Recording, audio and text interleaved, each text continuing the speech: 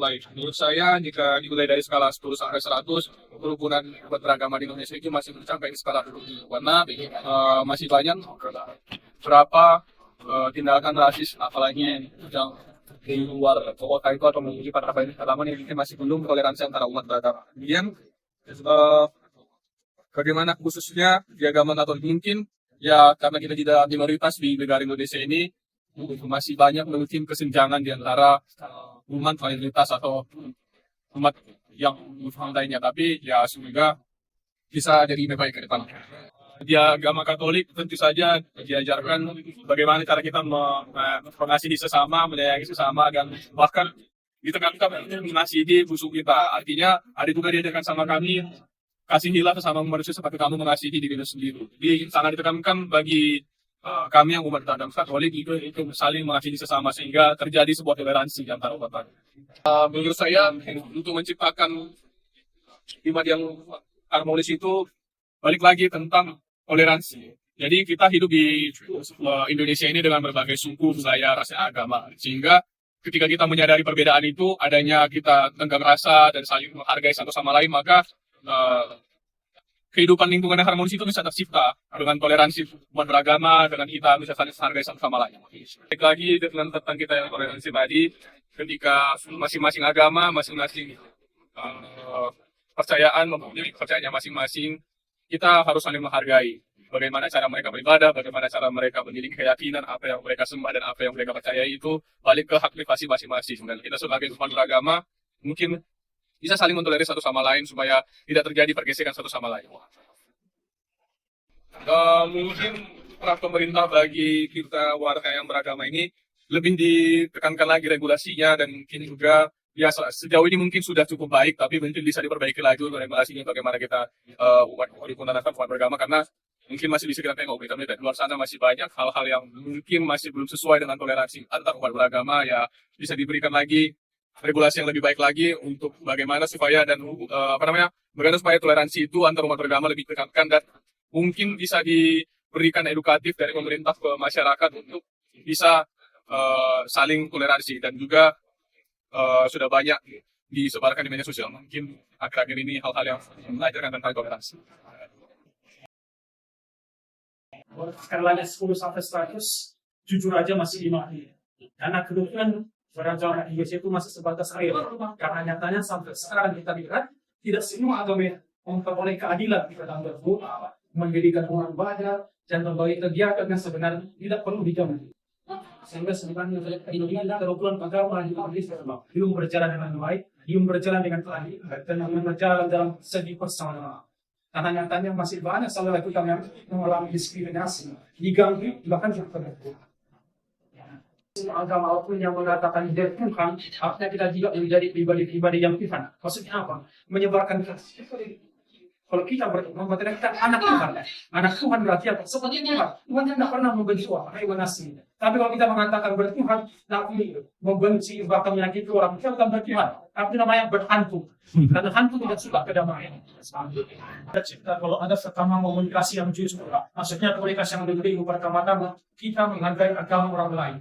Kita menghargai dan kemudian kita komunikasi dengan jujur. Jangan hanya sebatas ngomong, tapi tindakan kita berbeda. Sederhana sekali kalau kita beragama, mau menciptakan kerukunan, mari berkunjung ke rumah agama yang lain. Kita lihat apa yang besar. Sehingga kita juga tidak menghakimi mereka mengatakan agamanya begini. Paling tidak belum pernah mengunjungi mereka, belum pernah berkomunikasi dengan mereka. Maka kita duduk bersama, cerita komunikasi dari hati ke hati, dengan dari kiat kerukunan agama yang terjadi. Ya, saya rasa juga sama seperti yang dibawakan oleh tempat itu, harus ada komunikasi yang jujur. Tak ada komunikasi dalam sederhananya tindakannya. Jadi ketika kita melakukan tindakan, jangan kita melakukan kasih itu kepada sesama kita katakan kemanusiaan, tapi hanya kebatas agama tertentu. Maka ketika agama yang lain siapapun yang mengalami kebencian, mengalami yang tidak adil, siapapun kita tolak. Jadi jangan katakan kemanusiaan hanya kepada agama saya dan agama yang dulu. Tapi harus agama saya itu telah melalui agama saya kemudian ke agama. Sehingga apa? Komunikasi, kasih itu menyebar. Karena kalau kasih yang putus itu akan menyebar kemana-mana. Tapi kalau kasih yang sempit itu masih batas saya dan agama saya. Maka dari situ sekarang kita lihat bagaimana belum terjadi komunikasi kebetulan. Kenapa? Karena masih ada egosentrisnya yang sama di agama bahkan di sendiri.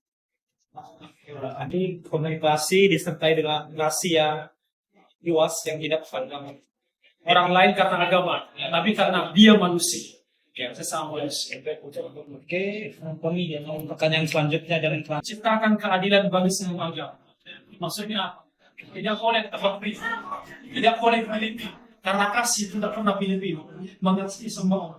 Makanya ada ucapan sederhana mengatakan, apa yang ingin dilakukan orang lain itu ada, lakukanlah juga kepada mereka.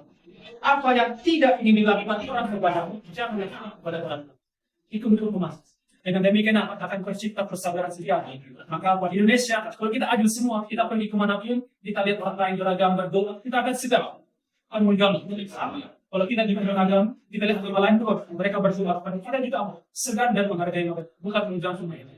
Karena kita semua mengingat, semua bertuhan, dan kalau bertuhan bagi tadi Allah, kita juga mengamalkan itu.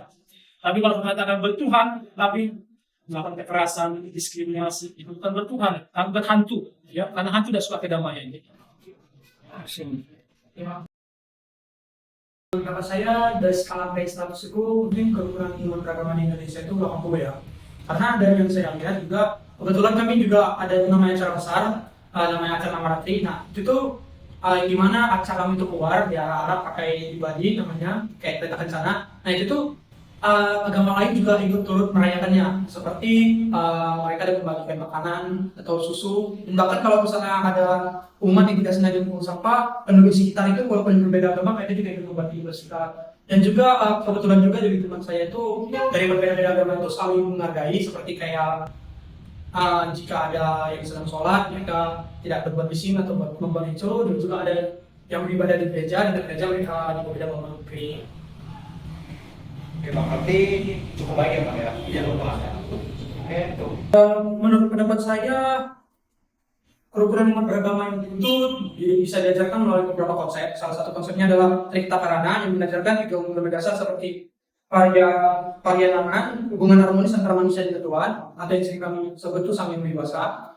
Yang kedua itu pawongan, hubungan yang harmonis antara manusia dengan manusia tanpa memandang perbedaan. Yang ketiga, palimahan, hubungan yang harmonis antara manusia dan lingkungan.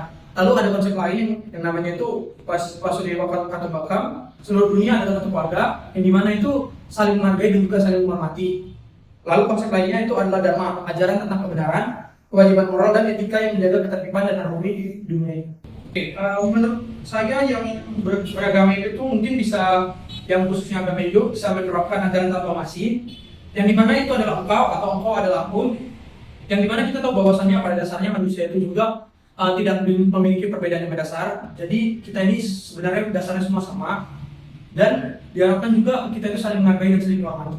Mungkin dengan begitu bisa menciptakan lingkungan yang rukun dan juga damai. Mungkin dengan cara saling menghargai dan saling menghormati ya, karena kita hidup di dunia ini juga tidak bisa sendiri, dan memerlukan orang lain. Begitu juga dengan orang lain, dan betul mungkin bisa saling menolong agar terciptanya hubungan dan kehidupan yang harmoni dan damai ini. Oke, menurut pendapat saya mungkin pemerintah bisa membuat acara seperti seminar atau mediasi melalui media sosial yang menyebarkan pengetahuan tentang agama, agar ilmu pengetahuan agama ini dapat disampaikan ke semua masyarakat Indonesia yang beragama. Nah, dari yang kita tahu juga, untuk sekarang itu kita tahu ada namanya FKUB, yang mana itu Forum Kerukunan Umat Beragama, dan mereka itu, saya pernah mengikuti kegiatan itu 2 kali ya. Mereka itu membuat seminar beserta guru. Nah, jadi pesertanya itu dari beberapa orang yang berbeda-beda agama. Ada yang dari anak pelayanan seperti anak pelayanan gereja, Will, atau juga di agama lainnya. Nah, mereka undang beberapa orang yang berbeda dengan agama yang berbeda. Nah, itu tuh mereka ditentukan suatu tempat di jam 7 pagi itu sampai jam 12 mereka melakukan seminar. Ini mana untuk memberikan pengetahuan tentang agama, toleransi, bagaimana saling menghormati dan menjaga kerukunan antar umat beragama. Nah, itu dari pagi sampai jam 12 mereka melakukan seminar. Nah, setelah itu ada jam makan siang. Setelah jam makan siang, dari jam 1 sampai sore itu mereka melakukan ombun atau kegiatan bermain bersama, yang dimana kami itu harus membentuk kelompok dengan berbeda-beda agama. Nah, dimana itu untuk melatih persatuan kami yang antara berbeda agama itu. Nah, itu menurut pendapat saya mungkin itu juga salah satu peran dari pemerintah atau mungkin dari organisasi FKUB. Baik, kalau misalnya kita ditanya soal kerukunan kita secara nasional, saya rasa kita patut bersyukur. Indonesia itu unik.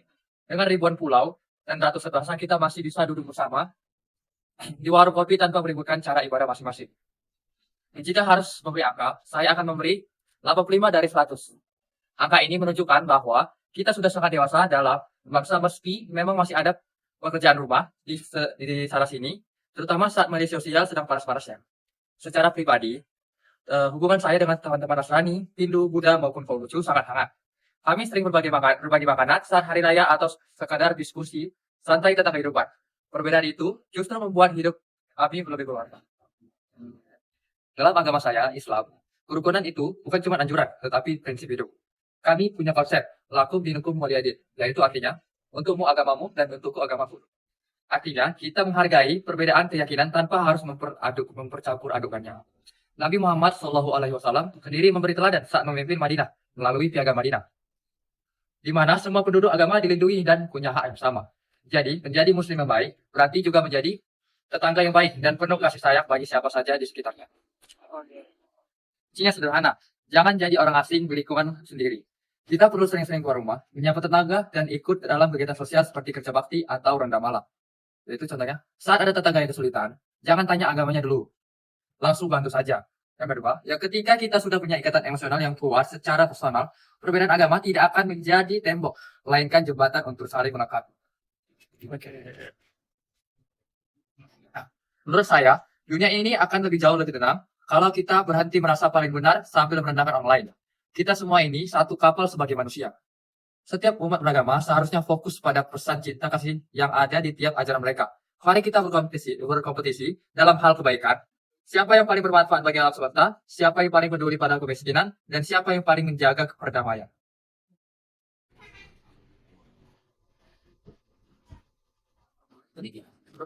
Baik, menurut saya, pemerintah itu ibarat orang tua dalam sebuah keluarga besar.